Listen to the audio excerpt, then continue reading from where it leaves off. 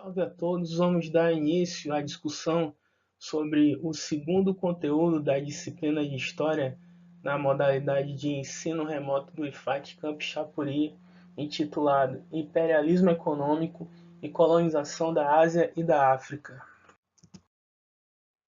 Poucos discursos poderiam dar conta melhor do sentido do neocolonialismo do que esse proferido pelo ministro francês Jules Ferry em 1884, que consta o seguinte: para os países industriais exportadores, a expansão colonial é uma questão de salvação. Em nosso tempo, diante da crise que atravessam as indústrias europeias, a fundação de colônias representa uma válvula de escape para nossos problemas. Devemos dizer abertamente que nós, pertencentes às raças superiores, temos direitos sobre as raças inferiores, mas também temos o dever de civilizá-las.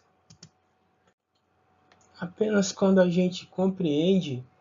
o nível de desenvolvimento do sistema capitalista, na época inserido dentro do contexto da Segunda Revolução Industrial, é que fica claro por qual motivo o ministro francês afirma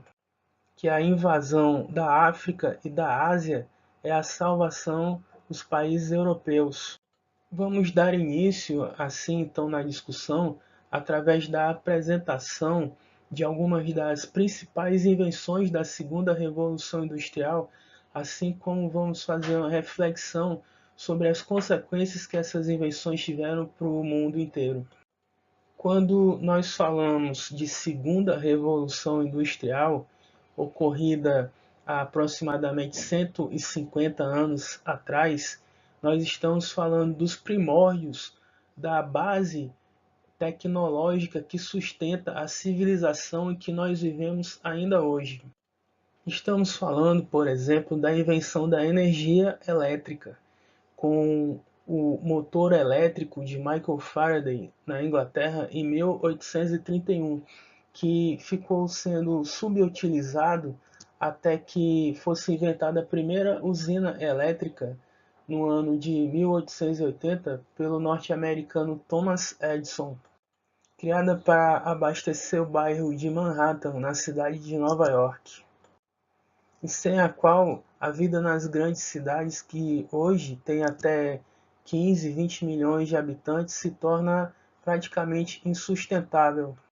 Outra das bases fundamentais para a vida na civilização moderna, da forma como ela é organizada no século XX e no século XXI, é o motor a explosão, a combustão interna, inventada pelo alemão Nikolaus Otto em 1876. Um avanço extremamente importante sobre o motor a vapor de James Watt,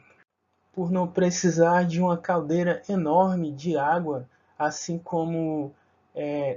uma fornalha onde se depositaria carvão para aquecer essa água através do fogo e mover os pistões.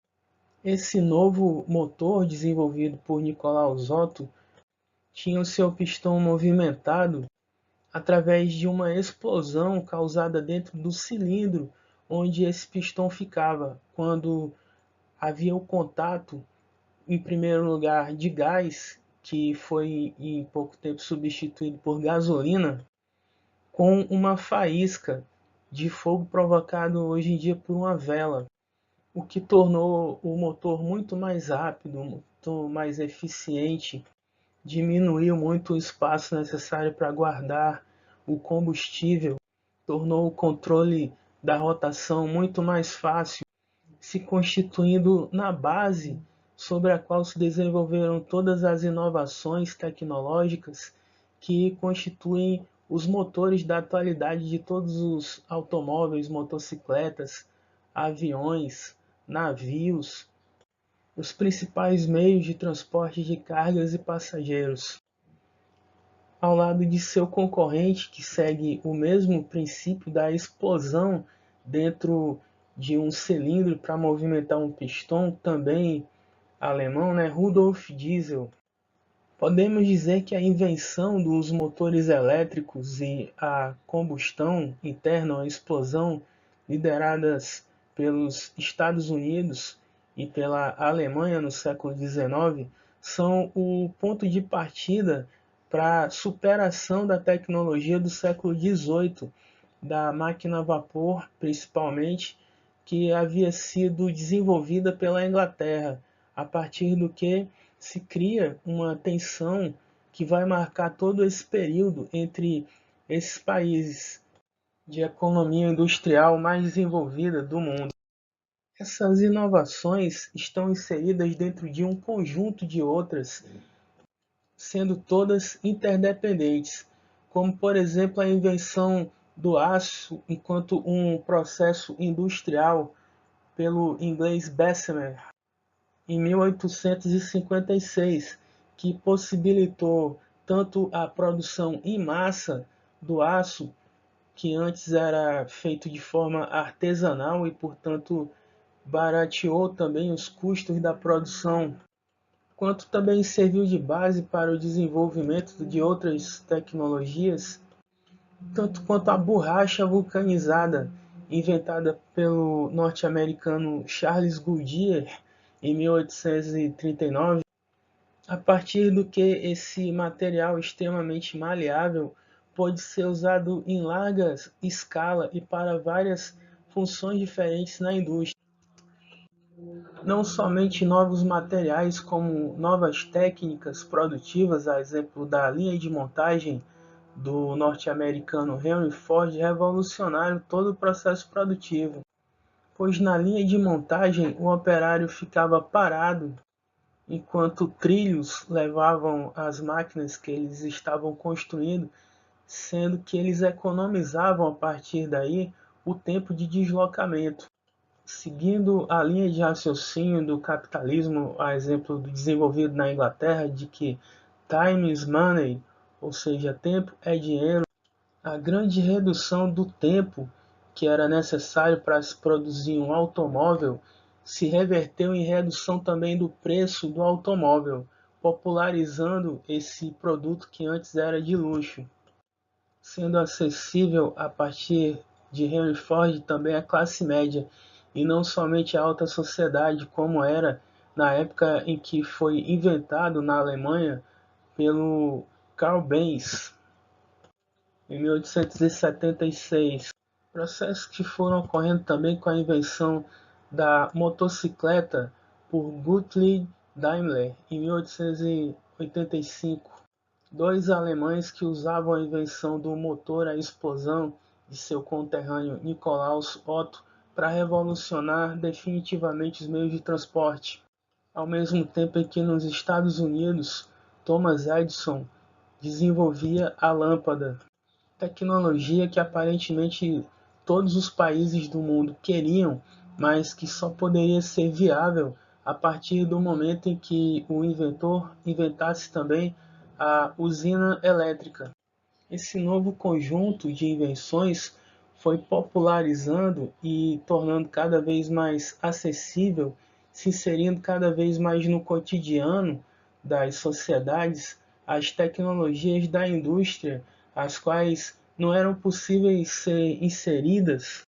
quando a base tecnológica era ainda a inglesa de um século antes, impulsionada pelas grandes, pesadas e caras máquinas a vapor.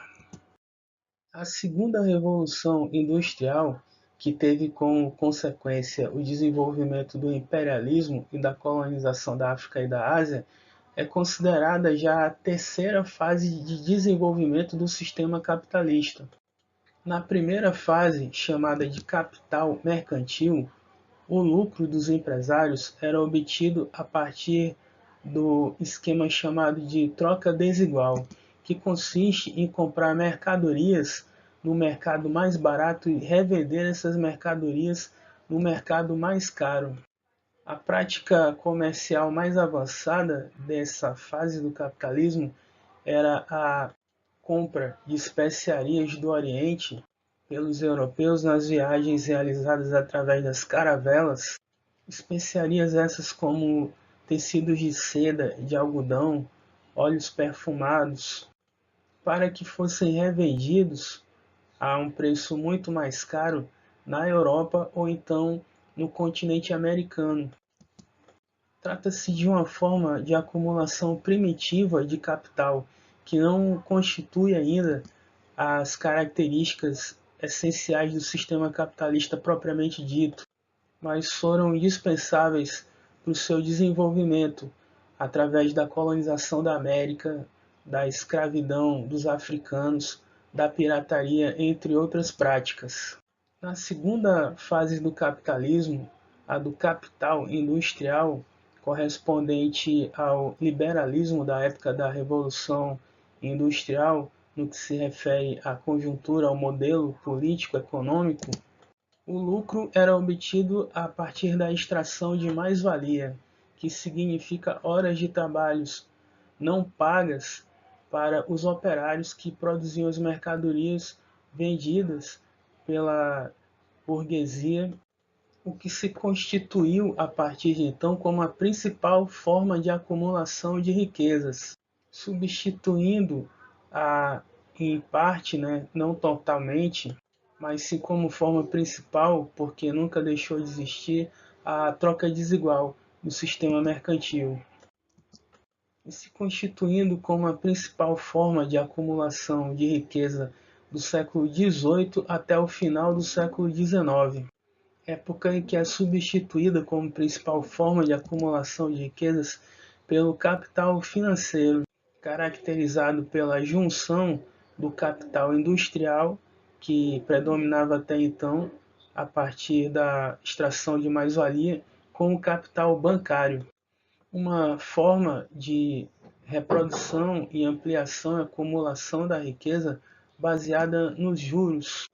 Forma essa de acumulação de riquezas que ainda se constitui na principal até a atualidade,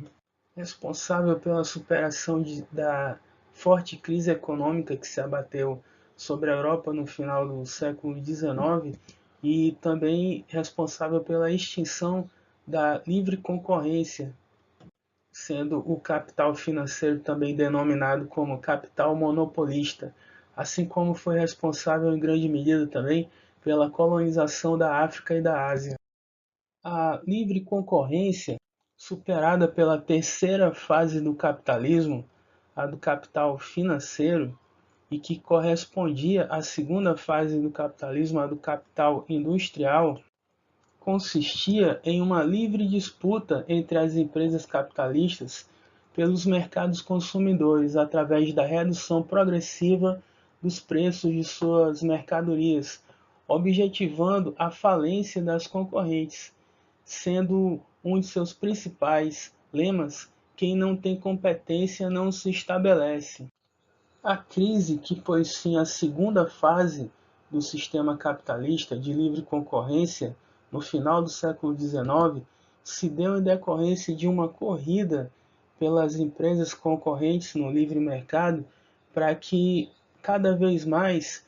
conquistassem os mercados consumidores das suas concorrentes, baixando o preço das suas mercadorias, o que se poderia conseguir através de tornar a produção cada vez mais eficiente, o que era possível com o desenvolvimento tecnológico apenas, com o aumento da capacidade produtiva. Capacidade essa que foi multiplicada várias vezes, revolucionada pela tecnologia que eu mencionei anteriormente, dos motores elétricos, motores a gás, motor a gasolina, motor a diesel, do aço, da borracha, da eficiência cada vez maior por novas técnicas, como a linha de montagem, a partir do que a humanidade presencia com um certo estranhamento, um tipo de crise que ela nunca havia percebido antes na história da humanidade, denominada de crise de superprodutividade, crise de superacumulação de capital também, se caracterizando por um nível de produção tão alta que simplesmente não havia mercado consumidor dentro dos países que desenvolveram essa tecnologia revolucionária para que as empresas conseguissem vender o que haviam produzido. sendo como algo inédito na história. Antes, as crises econômicas, elas se davam pela escassez, pela falta de produtos e não pela superabundância. E quando se fala em superabundância, não significa também que toda a população da Europa, dos países mais desenvolvidos, estivesse vivendo em condições de abundância, de fartura. A classe trabalhadora morava ainda em cortiços, em situações terríveis de existência, com jornadas de trabalho de até 12 horas por dia, sem direito à aposentadoria. A crise de superprodução se dava exatamente pelo fato dessa classe trabalhadora não ter condições, não ter dinheiro para adquirir as mercadorias que eram produzidas. Não importa o quanto o preço das mercadorias baixassem, porque na medida que o preço da mercadoria baixava, também diminuía o salário dos operários. E é aí que se encontra o motivo da crise generalizada, porque na medida em que o preço das mercadorias diminuía também o salário dos trabalhadores, que consequentemente consumiam ainda menos mercadorias por causa da diminuição dos seus salários, e o preço da mercadoria baixava novamente, sendo criada assim uma situação em que as poucas empresas que não foram à falência foram justamente as grandes empresas que foram sustentadas em seus prejuízos contínuos por grandes bancos, o que explica o capital financeiro ser constituído através da fusão do capital bancário com o industrial. Foi então na tentativa de salvar até mesmo as grandes empresas e os grandes bancos da falência, com a redução progressiva dos preços e dos salários, que essas poucas grandes empresas e bancos que sobraram começaram a criar associações de grandes empresários do mesmo ramo, que passaram a substituir a livre concorrência pela combinação dos preços. Os principais tipos de monopólios que se constituíram com o objetivo de salvar as empresas da falência combinando os preços foram os cartéis, formados por empresas do mesmo ramo, como as indústrias petrolíferas, como a indústria automobilística, entre outras, assim como os holdings, que eram formados por uma empresa que controlava acionariamente várias outras, que mantinham seus nomes, sua relativa autonomia, mas combinavam os preços da mesma forma que os cartéis. Ao mesmo tempo também que várias empresas começaram a realizar fusões ao invés de competirem até a falência de todas, se transformando em empresas gigantescas que dominavam todo o mercado de um produto ou outro de algum ramo da economia. No entanto, os trustes, cartéis e holdings, se por um lado conseguiram acabar com a queda progressiva dos preços, não conseguiram acabar com a crise econômica, porque ao aumentar os preços das suas mercadorias, tentando evitar assim a falência, recuperando as suas margens de lucros perdidas durante a crise, tornavam essas mercadorias extremamente caras e consequentemente inacessíveis, mesmo que a classe trabalhadora, a classe média quisesse adquiri-las. A solução encontrada então por essa indústria, essas empresas que já eram enormes, sendo as poucas que haviam sobrado depois da falência generalizada do final do século XIX, foi buscar mercado consumidor fora dos seus países, onde os mercados já eram dominados por elas. Assim, essas empresas que não cabiam mais dentro das fronteiras territoriais dos seus estados nacionais de origem, para que possam sobreviver e para que continuem crescendo como se deve crescer de acordo com a lógica do capitalismo, partiram então para disputar os mercados de outros continentes com os seus rivais europeus mais desenvolvidos economicamente, tendo origem nesse processo as transnacionais ou multinacionais, que a partir de então começam a ter acesso aos mercados de todos os países do mundo, partindo para uma disputa que não foi nem de longe harmônica e pacífica pelo globo terrestre, em suas localidades mais longínquas. Os objetivos dessa conquista foram o que é consenso para todos os autores, apesar de haver uma variação, a corrente de pensamento teórico a qual esse autor pertence, mas os objetivos foram dois principais, que era a conquista de fontes de matéria-prima e de energia para a indústria europeia, porque como é possível perceber no mapa, esses países onde a indústria se desenvolveu no continente europeu têm um território originalmente bastante limitado, sendo a Europa inteira cabendo, por exemplo, dentro do Brasil. E não havendo nessas localidades originais petróleo, ferro, carvão suficientes para produzir todas as mercadorias que precisavam ser produzidas para que a indústria continuasse crescendo e se desenvolvendo. Dada essa explicação, então, acredito que fique fácil compreender os motivos pelos quais o ministro francês Jules Ferry, no início dessa aula, na citação que foi feita, afirmava que a colonização era a salvação do continente europeu,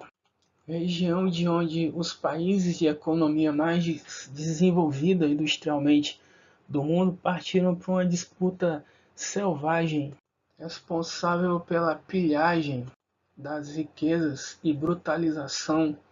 das populações do continente africano e asiático. Regiões onde conseguiam não somente as matérias-primas e fontes de energia, mas também os novos mercados consumidores, dos quais não dispunham mais no seu continente de origem. Alguns autores acrescentando ainda mão de obra barata para explorar e mercados de capitais para extrair juros.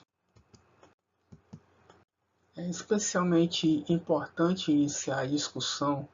sobre o século XX pelo imperialismo econômico, tendo em vista que o próximo assunto são as duas guerras mundiais, sendo essa disputa por fontes de matéria-prima e mercados consumidores pelos países de economia industrial mais desenvolvidos da Europa como as causas do maior massacre da história da humanidade.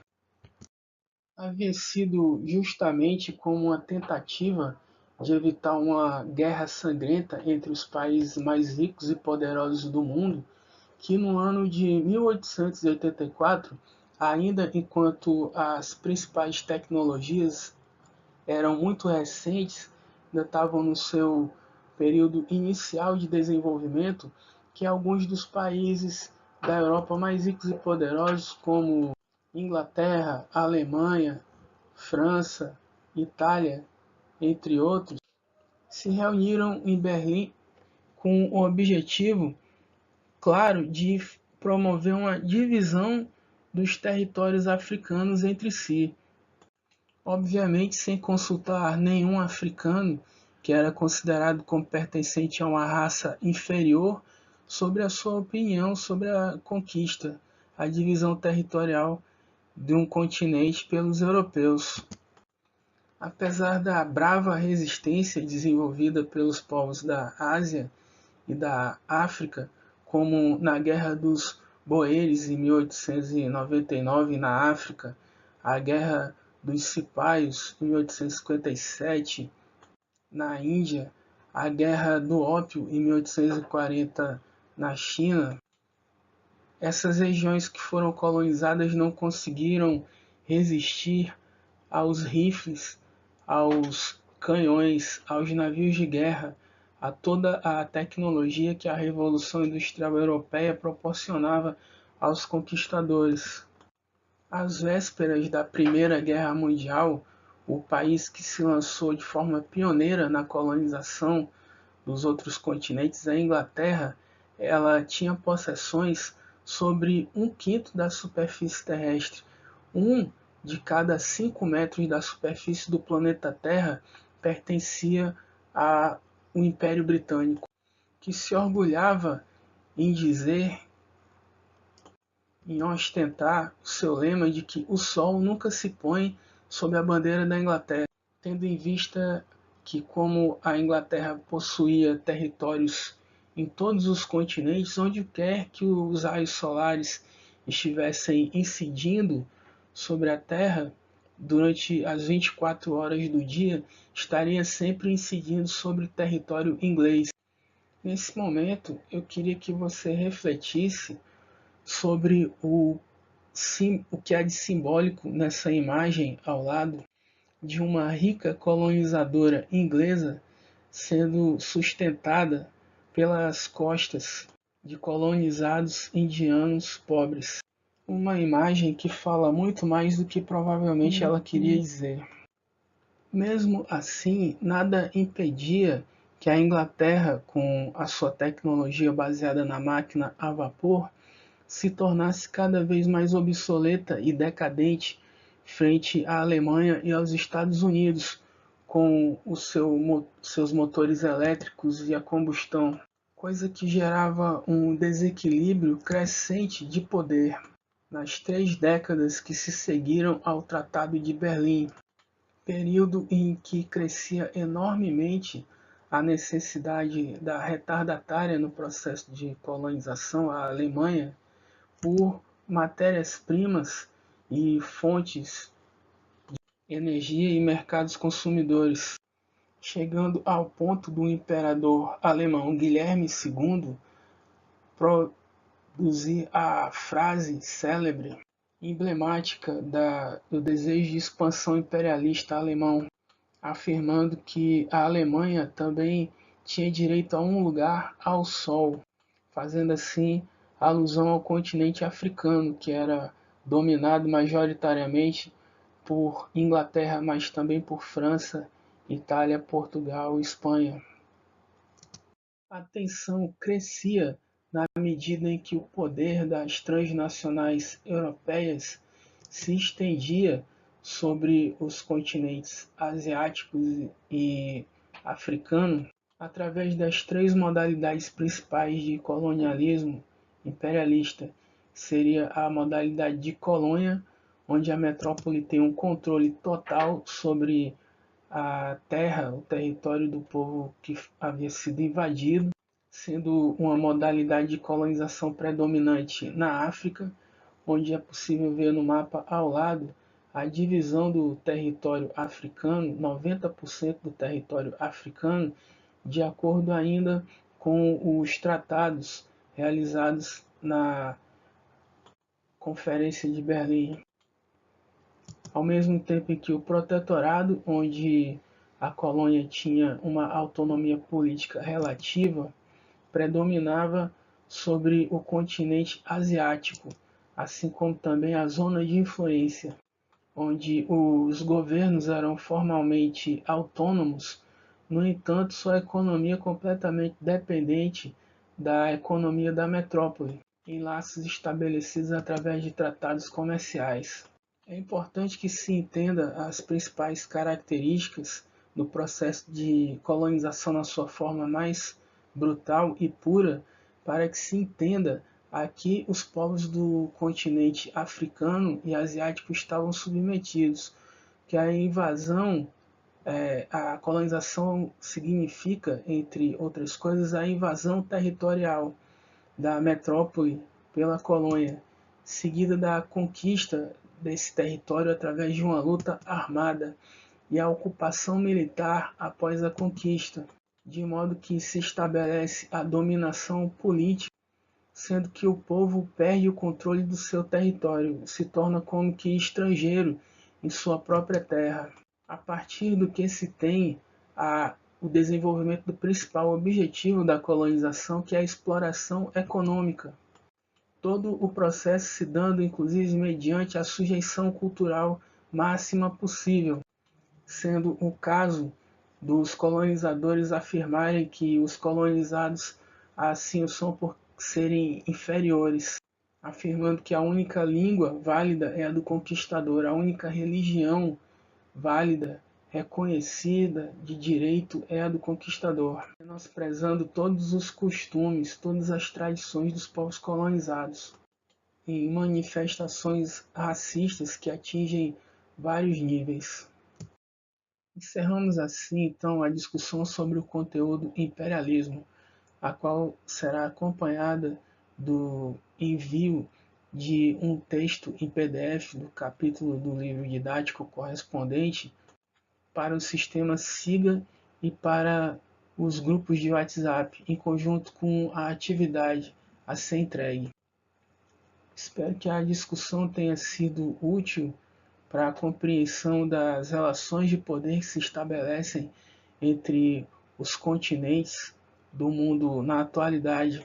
a partir do entendimento de suas bases históricas. Assim como espero também que esse entendimento seja útil para a realização da prova do Enem, do vestibular, ou seja, que seja útil tanto para a compreensão do mundo no nível pessoal como para a vida profissional de vocês. Grande abraço.